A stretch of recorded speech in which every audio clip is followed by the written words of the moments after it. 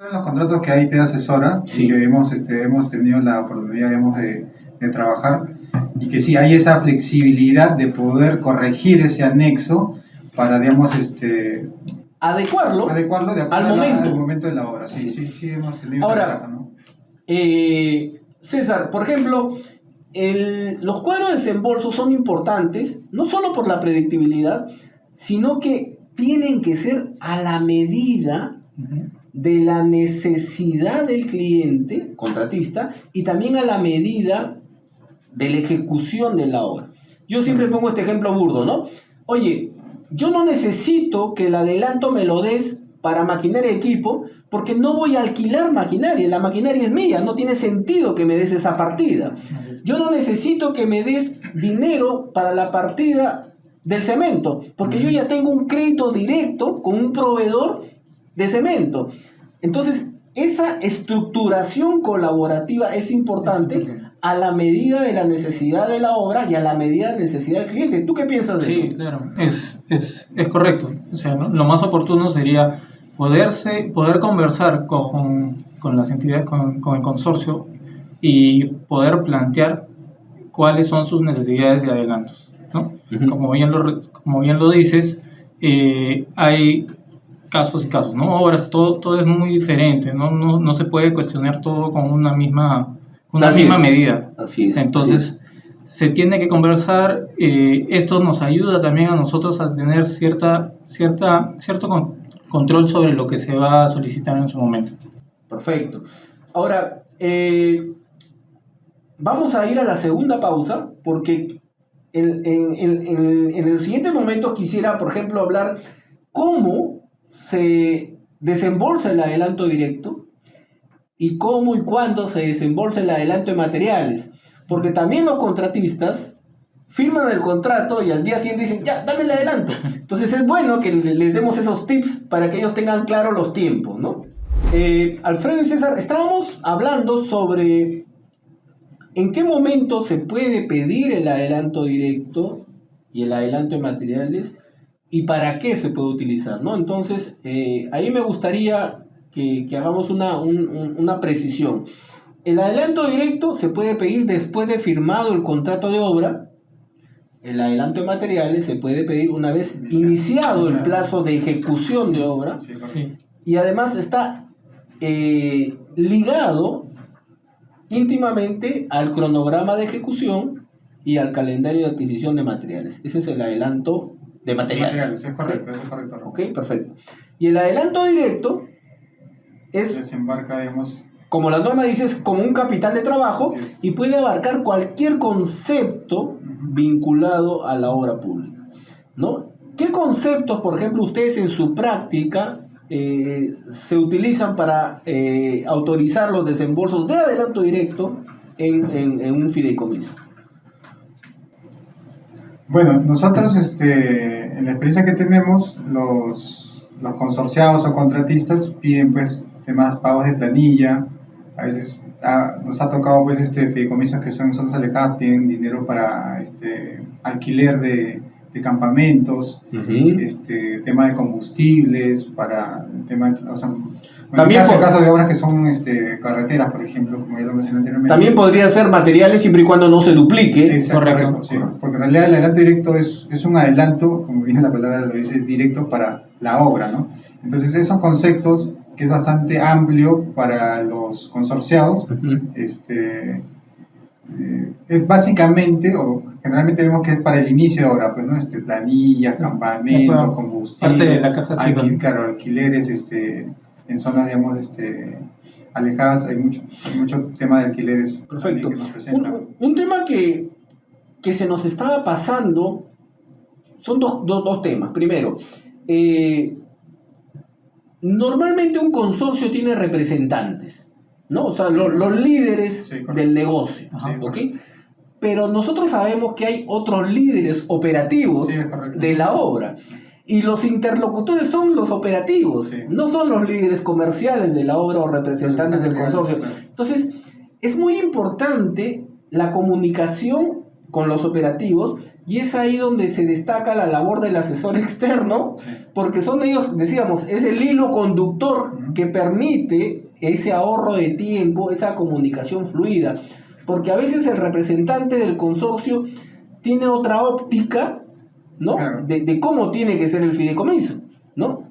Pero ustedes son los que se van a tener que, vamos a decirlo así, entender Claro. con los operativos, Sí, claro, Sí. claro. en los desembolsos y en la rendición de cuentas.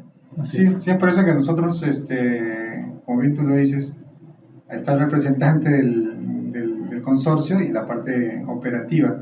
Nosotros tenemos más contacto con la parte operativa del consorcio porque la documentación que se solicita tanto para el adelanto directo de materiales, que se entienda que no es una un papeleo inmenso para espantar a un consorciado de que no quiere ir por el fideicomiso porque me van a pedir un sinfín de documentos, no es así.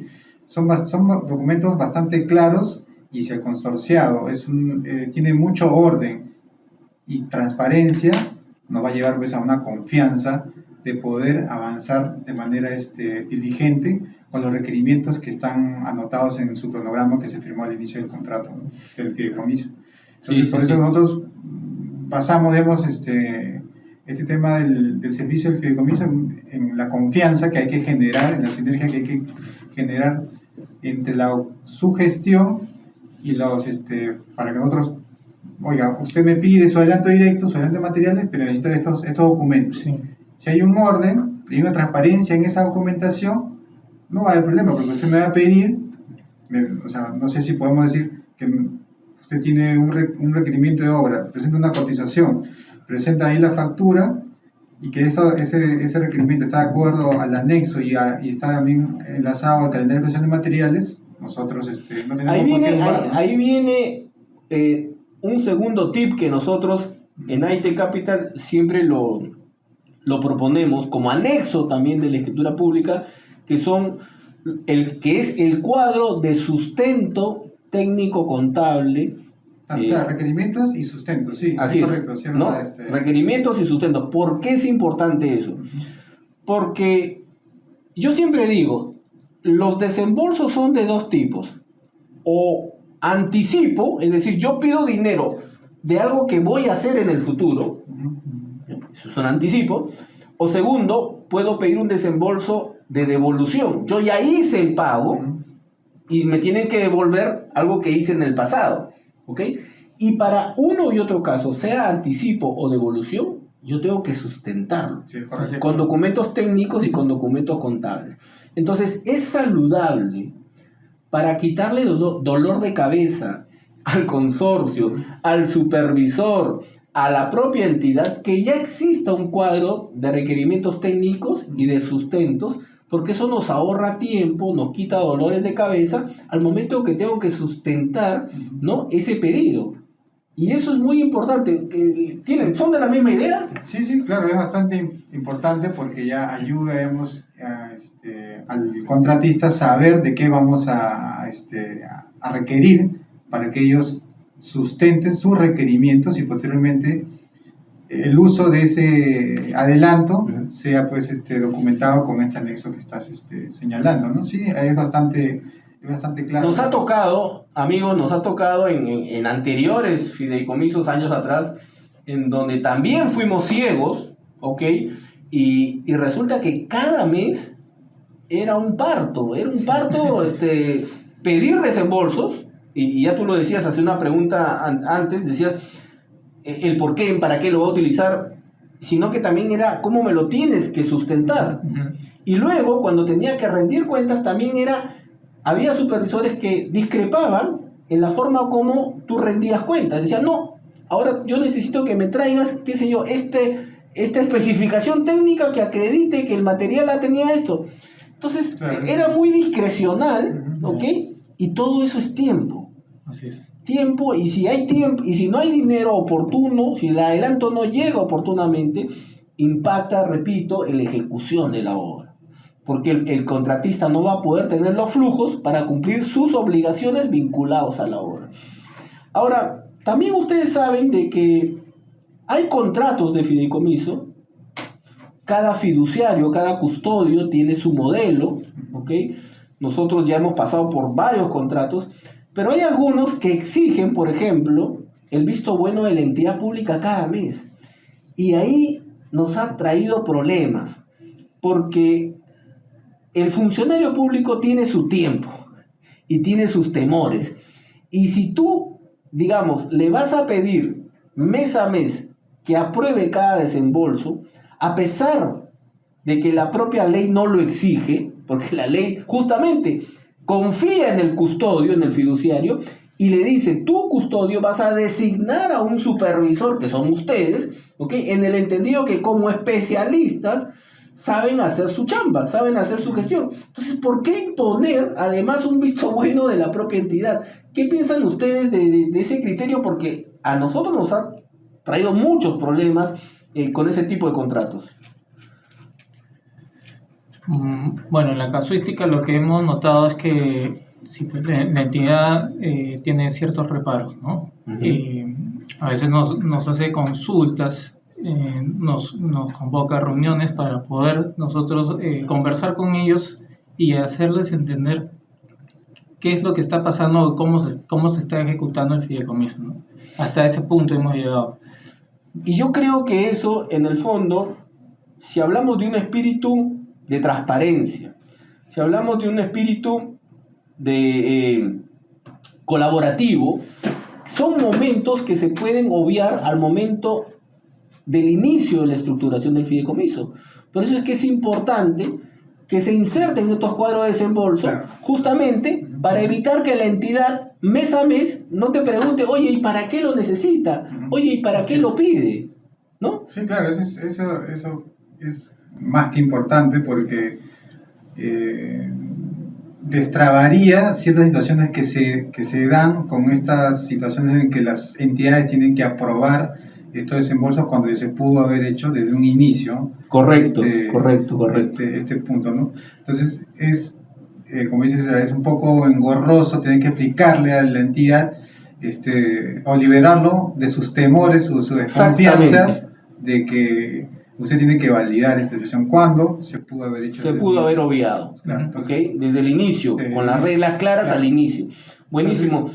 Antes de entrar a la última etapa, voy preparando las últimas preguntas. Me gustaría, por ejemplo, tratar sobre cuánto tiempo dura el fideicomiso, ¿ok?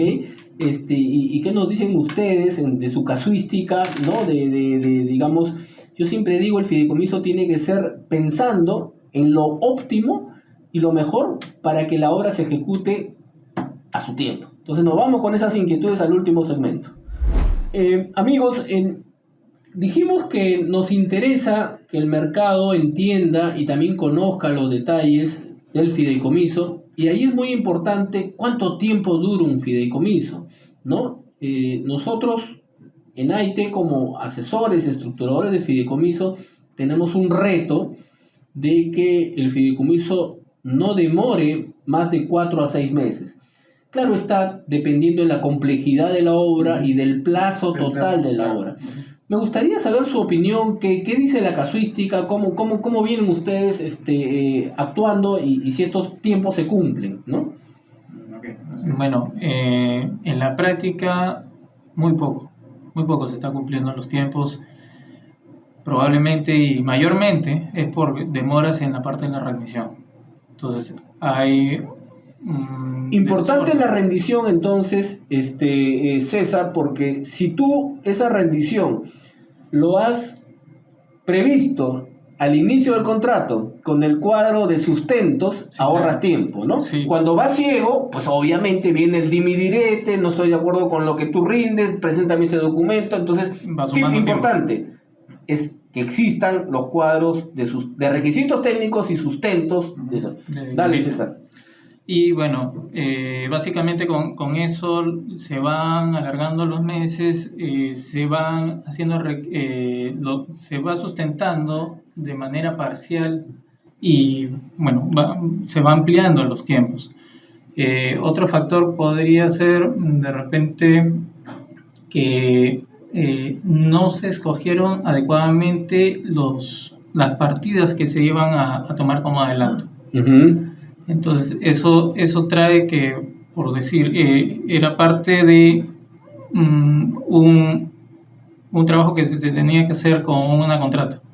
Entonces, la contrata tiene que rendir a su vez al contratista principal y por ese avance que va a tener con las valorizaciones se van alargando los tiempos. Entonces, un poquito de eso, dos cosas, ¿no? Básicamente, primero, saber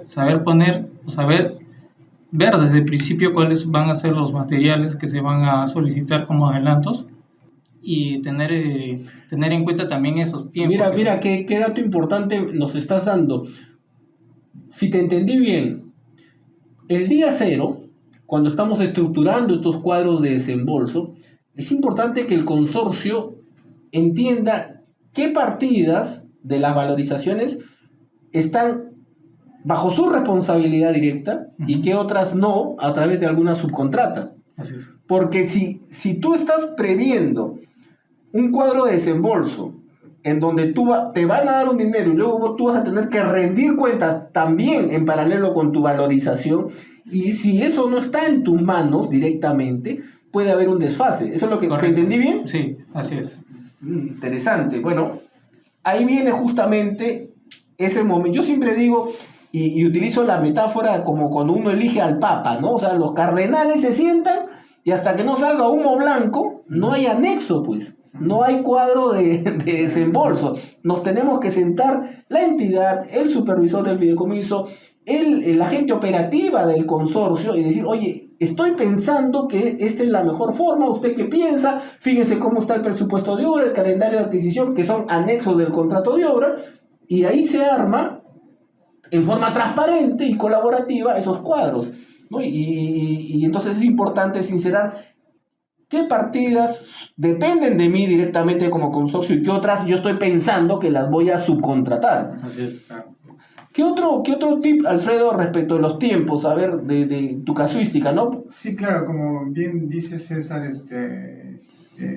mientras más demore el tema de los sustentos, tiene un costo financiero para el consorciado, ¿no? Entonces, a veces eso parece que no tienen una lectura de ello y a veces dejan pasar 1 o 2 meses el requerimiento que se ha entregado, pero consecuentemente el servicio pues va teniendo un costo. Ahí hay otro tip importante. Mira, lo que Alfredo nos está diciendo, amigos, es que a veces nos preocupamos más de los desembolsos y menos de la rendición de cuentas. Sí, y mientras la rendición de cuentas esté pendiente, puede hacer que hayan algunos desembolsos, no todos, pero la obra tiene que continuar y se ven casos que se van desembolsando. Pero si la rendición de cuentas sigue pendiente, el fideicomiso no se cierra. No. Y si no se cierra, mes a mes te cobran la asignación mensual. Claro, el usuario tiene un Así costo. El supervisor, Por ejemplo, hay un costo financiero que a veces no lo ven. Pero que va sumando. Claro, Así es. pero nosotros eso le explicamos al inicio del fideicomiso, que un servicio de fideicomiso por parte de nosotros debe tener un promedio, pues como tú bien has dicho, de 4 a 6 meses, que es más o menos el promedio que tenemos nosotros como IMAC. Sí, pues interesante este tema de los tiempos y justamente ese es el reto que tenemos todos los que participamos en el ecosistema del fideicomiso. Miren, amigos, el tiempo siempre nos queda corto. Hemos hablado 40 minutos, pero hay muchos temas todavía en el tintero. Seguramente los vamos a volver a convocar para otro podcast. Y dejo las cámaras pues para sus palabras finales, tanto para Alfredo como para César. Nada, Rafael, te agradezco por la invitación y como siempre nosotros te escuchamos, te vemos en este tema de esta iniciativa que has tenido. Nosotros como IMAX estamos siempre abiertos al hecho de que explicar o dar alcance de este tema del fideicomiso, porque es una gran oportunidad para el desarrollo del país con ejecuciones de obras públicas, ¿no? Correcto. Nada, más bien queda pendiente pues una siguiente invitación para seguir continuando ¿Cómo no? sobre este tema. Sí, agradecerte, Rafael, a Itech Capital por la invitación. De verdad bastante ilustrativo, ameno la charla y nada, como decía Alfredo, el fideicomiso es un gran impulso en realidad que necesita el país para poder activar varias obras que están. Ahora más que nunca que La inversión pública creo que va a ser el disparador de la economía el próximo 2023. Sí. El fideicomiso va a empezar a tener su protagonismo y somos nosotros los que nos encargamos de difundirlo. Muchas gracias por su visita. Y amigos, hasta otro podcast conversando con Rafael sobre finanzas y crédito.